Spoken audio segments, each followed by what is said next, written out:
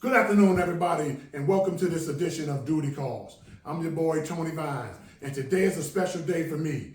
April the 6th.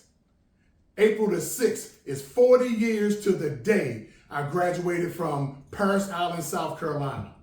That was a special day, guys. It was a special day because that day I became a U.S. Marine. And as we sat there that night when our senior drill instructor gave us our speech at night, right around taps, shout out to Staff Sergeant Wheeler. It was a feeling, guys, like no other. I knew that next morning I was getting up and I was going to be a Marine. The speech he gave was just so exhilarating, guys. We were all sitting there. We started going crazy in the barracks. And then the one thing he said, and I reached down to my buddy, who I went in on a buddy program with, shout out to Sergeant Brown. We reached down, we dapped each other up, guys, because we knew that next morning was it. 12 weeks of hard, intense training had come to an end. And that night, guys, the one thing he said that really got my blood boiling, as he finished up his speech, he said, "Good night, Marines." Ooh, the feeling that went through my body, guys. I had made it. I had done it. I was no other than a few, the proud. I was a U.S. Marines. Ooh, Rob!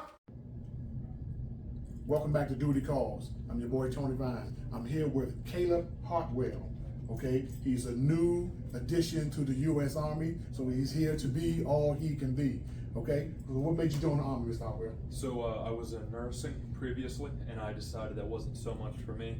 I had a patient that pushed intelligence, Army intelligence, very heavily. He was in the intel field for 28 years in the Army, then NSA for 32 years. So then I ended up looking further into the stuff, and I saw that it was a good path for life.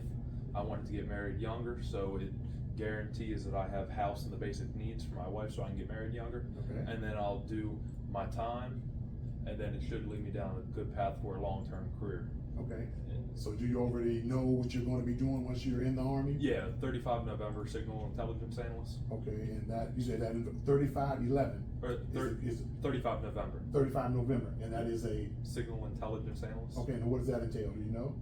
Not overly, but I know it's in the 35 series, so intelligence. I know that we're going to be going over like radio theory. Okay. And there's a couple different pathways that they are the people, for example, like in the bunkers, they stay with cans on their heads. Okay. There's people that become instructors, and then there's also combat. So if you go like airborne, you're most likely be at Bragg, and you'll be a support. Okay, okay. So do you know where you're going to boot camp at? Yeah, I'll be at Fort Sill, Oklahoma.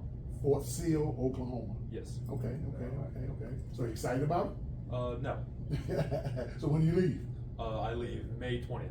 May 12th. You got much time. You got much time. And then I'll go to Goodfellow for my AIT. That's like 7.5 months. Okay. My spouse does get to go move with me. Okay. I'll be there. Not. She does. Oh, yes, okay. Yep. And that's 2 hours away from her family in Lampasas. Okay. So that's nice, and then I'll get my duty station after that. Okay, okay, okay. Well, congratulations. Welcome aboard to the U.S. Army. Thank you. You know, so like I said, when you come up with the program. Once again, that's Mr. Caleb Williams, guys. He's first time joining the Army.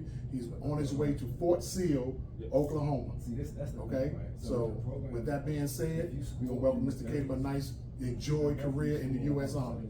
All right, sir. Thank you.